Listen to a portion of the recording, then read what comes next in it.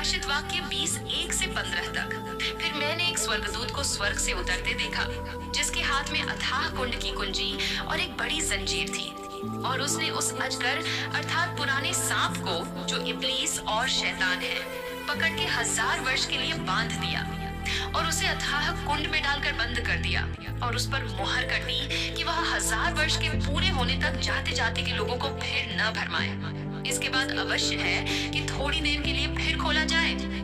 फिर मैंने सिंहासन देखे और उन पर लोग बैठ गए और उनको न्याय करने का अधिकार दिया गया।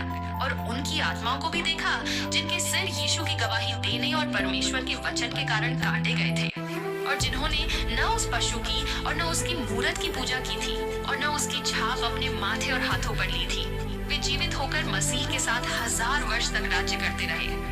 और जब तक ये 1000 वर्ष पूरे न हुए तब तक शेष मरे हुए न जी उठे। यह तो पहला मृतकोत्थान है। धन्य और पवित्र वह है जो इस पहले पुनरुत्थान का भागी है।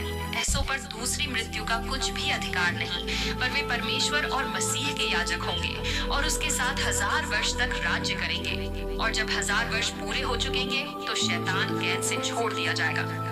और उन जातियों को जो पृथ्वी के चारों ओर होंगी, अर्थात गोग और मगोग को, जिनकी गिनती समुद्र की बालू के बराबर होगी, भरमाकर लड़ाई के लिए इकट्ठे करने को निकलेगा। और वे सारी पृथ्वी पर फैल जाएंगी और पवित्र लोगों की छावनी और प्रिय नगर को घेर लेगी और आग स्वर्ग से उतरकर उन्हें भस्म करेगी। और उनका भरमाने वाला शैतान आग और गंधक की उस झील में, जिसमें वह पशु और झूठा भविष्यद्वक्ता भी होगा, डाल दिया जाएगा। और वे रात दिन युगानुयुग पीड़ा में तड़पते रहेंगे। और समुद्र ने उन मरे हुओं को जो उसमें थे दे दिया, और मृत्यु और अधोलोक ने उन मरे हुओं को जो उनमें थे दे दिया, और उनमें से हर एक के कामों के अनुसार उनका न्याय किया गया।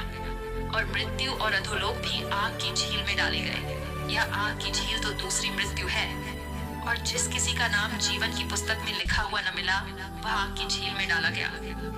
फिर मैंने एक बड़ा श्वेत सिंहासन और उसको जो उस पर बैठा हुआ है देखा, जिसके सामने पृथ्वी और आकाश भाग गए और उनके लिए जगह न मिली।